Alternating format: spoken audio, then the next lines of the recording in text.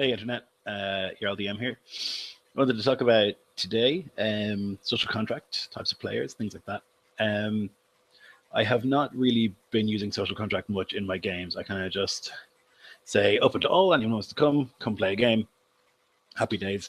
But now that I've been doing these historical one-shots, I want certain kinds of players. I want certain type of game. So um, especially in these historical one-shots, I want a little bit of consistency with the setting. That's important to me. And I want a certain level of seriousness. Like, there's nothing wrong with messing around and nothing wrong with having a good time. Absolutely not. I want that. But I want people to treat the setting seriously. I want people to engage with the setting and people to engage with the time that they're playing in and things like that. And I mean, it's quite a lot to ask, but I would like people to do research and get a real feel for their character, you know. This is the same thing now with Numenera. I want people who are aware that it's going to be about exploring, it's going to be about role-playing, it's going to be discovering things. It's not going to be combat heavy, you know. When I was making my Egyptian one-shot, I had finished it, I was ready to go, and then I realized I had no combat encounters. Not one. And so I added some last minute because I figure, like, people play D&D, they want combat encounters.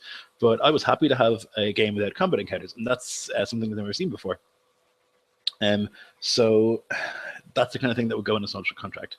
I think the more that I run games, the more I think it's important to have a social contract so you can say what you want from the game, what you want from your players, what they can expect when they go into the game. There was videos about this a couple of weeks ago, maybe last week before, but it hadn't really affected me then. It has affected me now. So I think in future, something I will definitely do is say what I want in my game, what I expect from my players, what they can expect from the game. Yes. Then I'll talk about types of players. So having spoken to my good friend Fawn Trodden and my friend Maps and Dragons, and also SR2 Joker, it's come, and David Sams as well, come to my attention that I think that I'm a narrativist, in that I like to tell a story, and the story comes before anything else in the game. So as I mentioned before, when I write a one-shot, I write a short story from the eyes of one of the characters that might play. And I write what they go through. I do descriptions. I tell the story. I try and figure out what I want to bring across. So in the Aztec one-shot, I wanted to bring across the fact that these Jaguar warriors are bad people. They're kind of bloodthirsty and murderous, but they think they're doing it for a good cause. That's really interesting to me. With my Greek one-shot coming up, my Persian one-shot, I should say, it's about showing that history is written by the victors, and the Greeks are remembered very fondly, even though that they were kind of tyrannical fascists back in the day.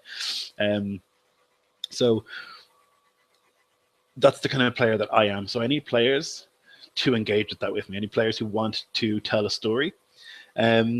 And I didn't really think that was an issue before. I never thought that that was going to be a problem, or that it would, that it was even a thing, that there are different kinds of players. But the more that I do it, I kind of figured that's what I need. I need players who are willing to engage with the story, tell the story, stick to the setting, stay in character. That's pretty much what I want. I don't want out of character speech. Pretty much if I can avoid it entirely, that would be great. Yeah. I think that's kind of it. Just thought I'd do a bit of a rant. I don't know if anyone wants to reply, please do. Peace out.